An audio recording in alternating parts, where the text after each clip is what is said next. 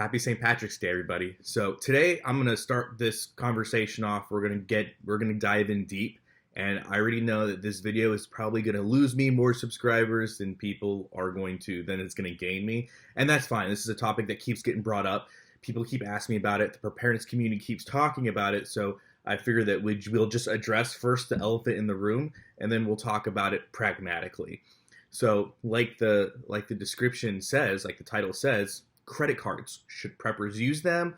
Should we start, thinking about, with all the inflationary prices and stuff, just go ahead and just, scan it more than we're comfortable with or more than we're used to? Should we just start going to town on it? And what are the pros? What are the cons? Are there any pros? Are there really any cons? We're going to start talking about this. We're going to have, a good dialogue. Now, with that being said, I have been called out. Rightfully so, I've been called out. So I'm going to put some screenshots here, and then we're gonna touch base. Then we'll play you a video.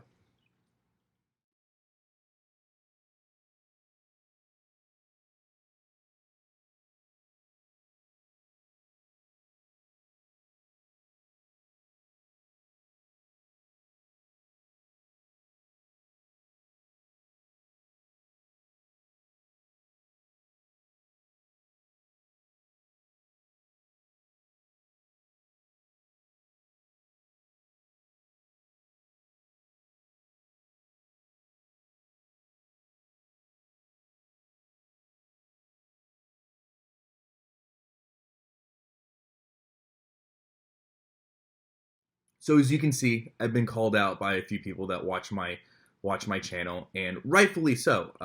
In my last video and other videos, I've talked about how Alaska Prepper has advocated for maxing out credit cards, how he's advocated that he believes that we are, at this time 2 years ago, at the precipice of some kind of collapse or world-changing event.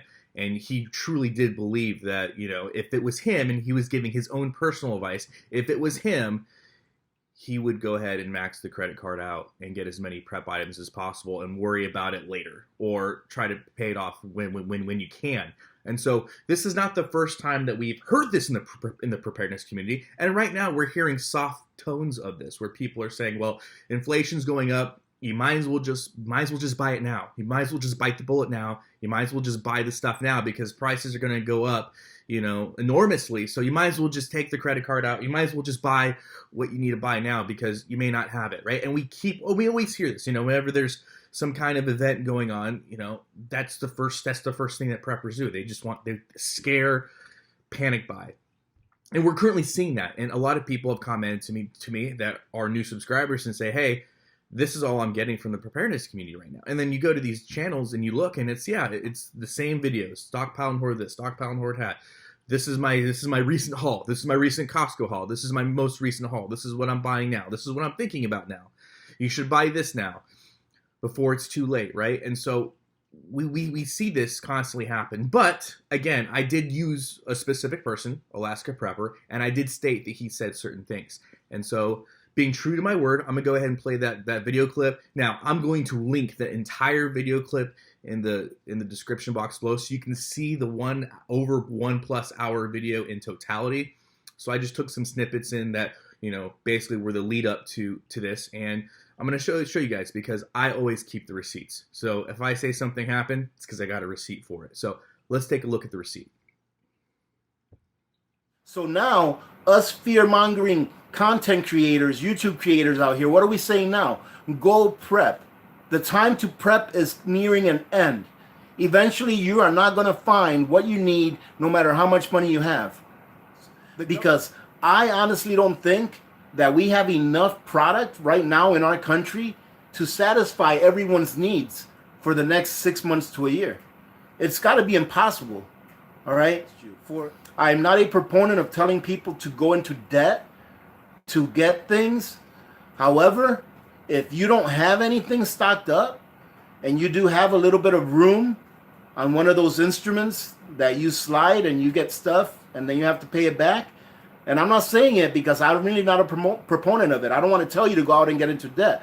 But what I would do is if I had nothing right now, if I only had a week's worth of food right now, I would take my credit card and I would go out and I would buy as much stuff as I could with that credit card and then worry about paying it back later and or pay it back as soon as possible. Because I think that the time is right. The time is not to think about it anymore. The time is to take action and go make sure that your family and yourselves are taken care of. So there you go. There's the receipt. And again, I just want to add very quickly, he said this 2 years ago. He said this when COVID first came out. And I think this is important because 2 years ago, he thought that the time is now. We must act now because we don't have any more time, because the United States is not going to be able to sustain itself. It's impossible to sustain itself for 6 months to a year. And here we are 2 years later. Yeah, inflation and all those things are still a real thing. But people have started preparedness 6 months ago. People have started preparedness a year ago, and they didn't have to max out a credit card, right? So what the big precipice that I really want to set forth before we get further on in this video is, I promise you, preppers will always have a disaster for you to chase. This is the biggest proof of it. They will always have a disaster. They will always have a catastrophe. They will always have something that we're on the precipice of that you need to chase. Again, this was 2 years ago. Let's keep going. See, like I said before, please check out the entirety of the video. That will be linked in the description box below.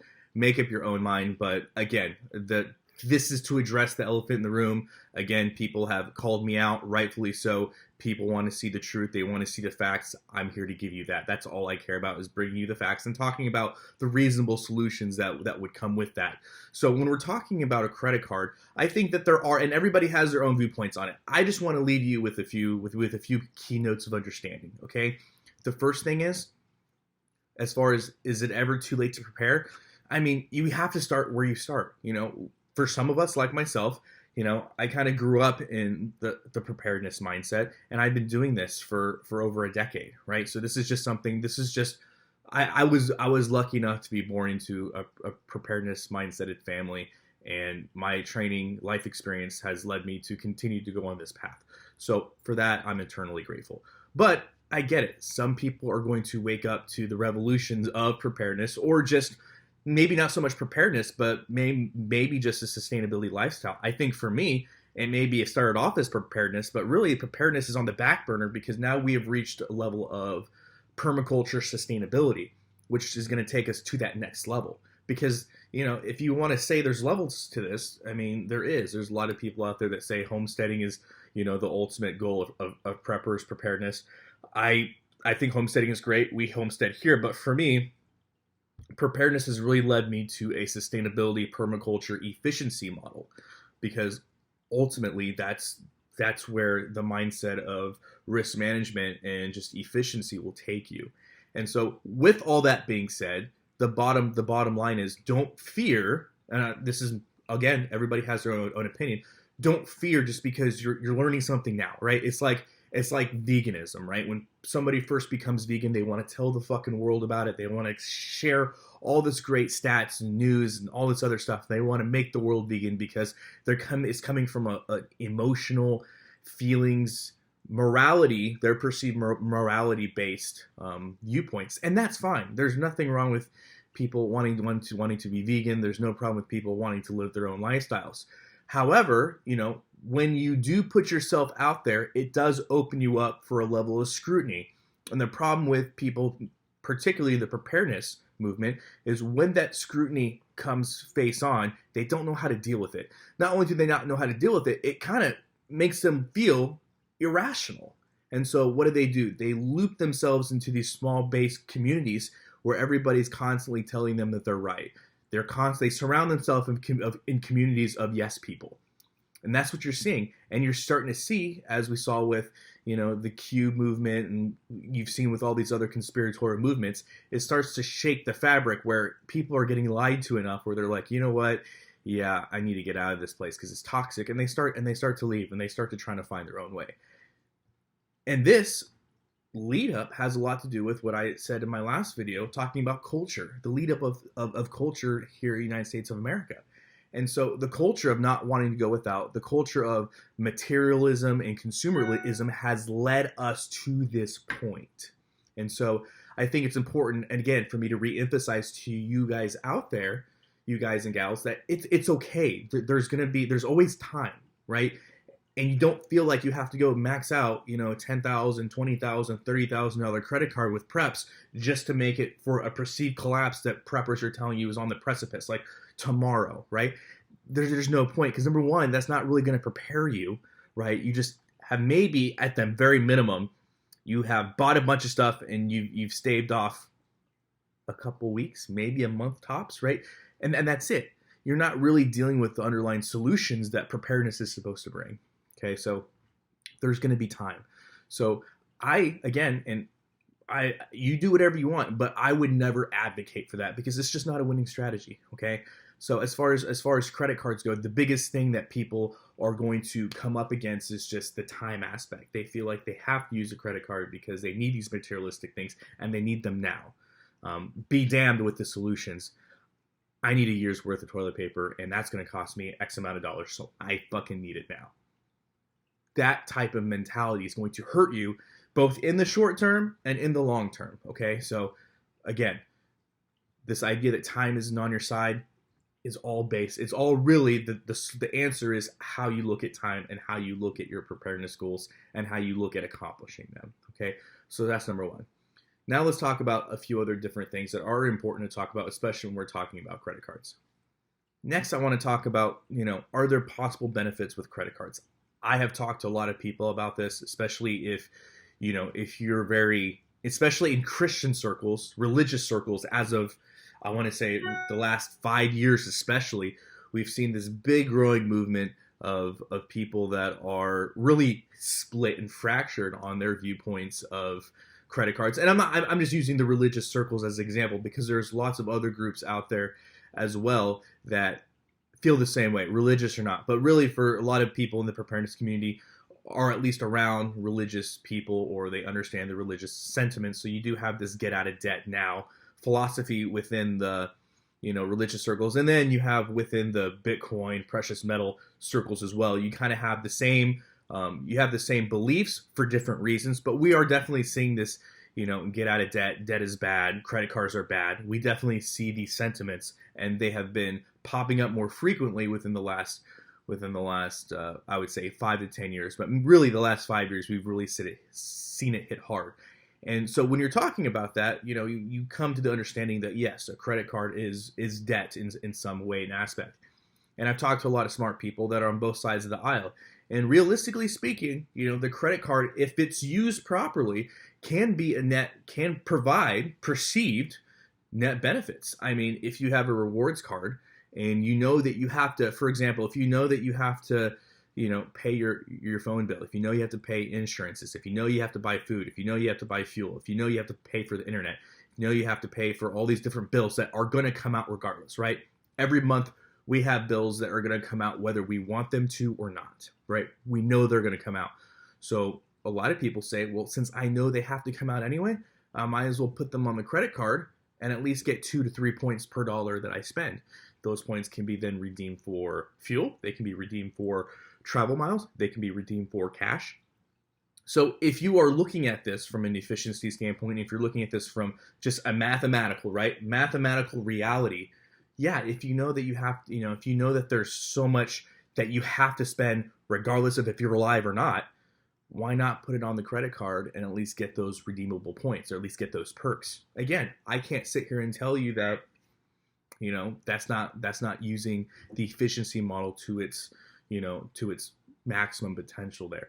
Again, I'm not advocating for you to use it or not use it, but these are all just things that you should think about, or at least should be going through your head, right? These are at least worth having the conversation over and figuring out where you fall within that sphere of influence, okay?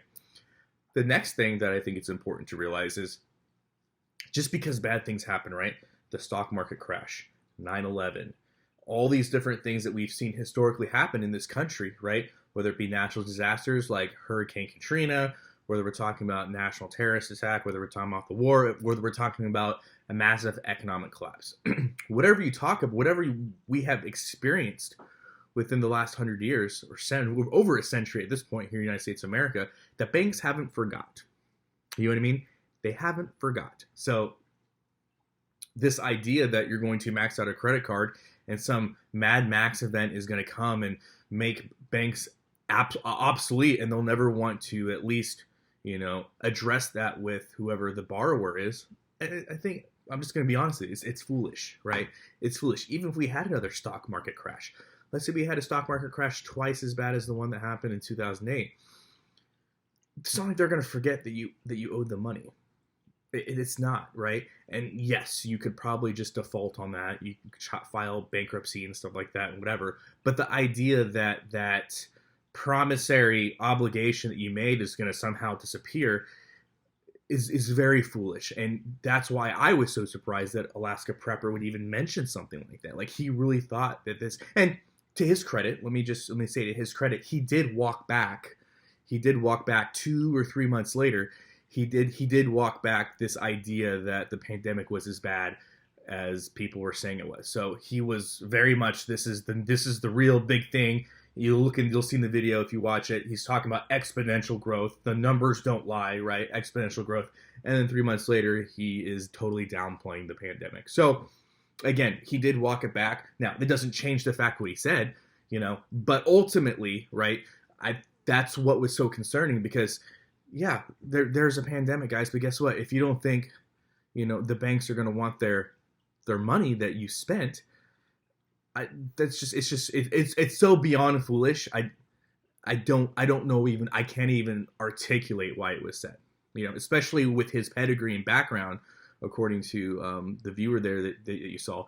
Apparently he did logistics, supply stuff in the Army, so he knows numbers. He's retired, and then according to what the viewer said, he maybe he's retired now, but he did this logistics supply. He ran numbers for the government, and he's done it in both the government and contract sector and the military sector. So there's no doubt that he's not a fucking smart dude. He's obviously a fucking smart dude and knows numbers. So the fact that he would say something like that so negligently is really cause for concern, because I know he's not. Here's the thing: he's not unique. He's not the only unique in the ways. He's not the only person saying this in the preparedness community. Again, there's lots of people right now saying, "Buy what you can with what you can." And so again, I think that is going to, at the end of the day, I think that's going to damage more than it's going to help. Now, again, credit cards can be used, right? In a pinch, people feel the need to use them for whatever reason, for emergencies and what have not. And again, I'm not here to tell you what to do or not to do. But again, the idea from a preparedness standpoint that this is somehow an emergency that has to be addressed immediately or else you're going to die, sorry, your credit card's not going to save you, okay? And I just want to make sure that that's clear. Civilization and mankind has lived for thousands, if you believe the world's a million years old, and we've been around for millions of years. We have survived as a species this long without a credit card. So the idea that the credit card is going to save you is just I'm going to say, my opinions again, complete fallacy. That thought process is so foreign to me that, it's beyond words. So again, this idea that you're in an emergency and the only thing that can save you is a credit card is a farce. Go ahead and throw that mentality, that idea out there, because if you were dependent on that credit card to save you, you've already lost the battle and you've lost the war. So just sorry, you're game over. That's number one. Number two, yes. Just to recap, number two, yes, there are perceived benefits from using a credit card, especially if you use it and take advantage of it to its full potential, especially in regards to having to already take care of obligations set forth therein. Yeah, there's definitely rewards and perks you can get from it. And then ultimately, the last thing is the idea that the banks are going to somehow forget about the debt that was accrued. Again, we can't see one time since the banking system has ever been around that's ever happened. Even before there was digital technology, the banks knew who borrowed from them. I mean, we've seen entire wars in Europe, in the ancient world fought over this type of over this existence of what one is owed to another. So again, I think it's important that we look at this realistically and logically. I think that it's an important topic to talk about. I wish more preppers talked about it. The fact that I'm the only one on YouTube right now with this video, the fact that I'm only the only YouTuber in, or any person that I know of that is even talking about the topics we talk about is highly concerning, because I know this is everyday stuff. This is everyday stuff that people think about that nobody wants to open up and have the conversation because it's too taboo, you know, because people care. It comes down to money. People care about the monetization. If you care about the monetization, you can't talk about this stuff because, you know, it gets people to not like you, or it gets the perceived algorithm to not like you. And good thing here, folks, we don't care about the money. We just care about the truth. I just care about spitting what's truth and having the dialogue, because at the end of the day, that's the most important thing. Because I want every person watching this, and I want every person that's not watching this, I want people to be successful. I want people to flourish. I want people to benefit. I don't want anybody to lose money. You know, I want everybody to gain their happiness as they see fit. So I want people to pursue their happiness is what I'm trying to say.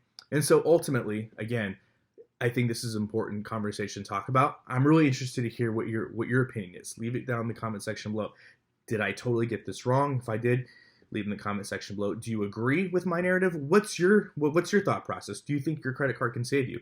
Please, I really want to have a conversation. You know, for those of you that maybe watch and don't ever comment, I really do genuinely care. You know, because we get these ideas, and when we get these ideas and we talk about it, it can help us see things from a way that we haven't seen. So again, should we use a credit card? Do we really think that maxing out this credit card is going to increase our survivability? They're all great questions. What do you think it is reckless that a YouTuber would say, hey, max out the credit card? Do you think that that's good advice? Do you think that's bad advice? And let me just even throw, since we're out here, let's throw because I did bring this up with Angry Prepper. You know, and Angry Prepper's sentiments seem to be, well, nobody really takes YouTubers seriously, and I think people know that he didn't really mean that. You know, we've had that conversation, and you can see in previous comments that's kind of been the sentiment from other people that are, you know, big YouTube channels. You know, he didn't really mean that, or, you know, it's just for entertainment value. What do you think? Do you think that it was just for entertainment value, or do you really think he was trying to give you the best advice possible? To me, having watched him for as long as I have, I really truly believe that Alaska Prepper Rudy is really trying to give you the best information from where he sees it, you know, and a lot of times I think that it comes from an emotional standpoint. So there you have it. Again, let's have this conversation. I really look forward to seeing the comment section below. And if I lost you as a subscriber, hey, I really appreciate your time and you guys being here anyway, for as long as you did. And I wish you guys the best. For those of you that do enjoy the content, thank you so much. I appreciate you guys being here. And as always, guys, long live the Republic.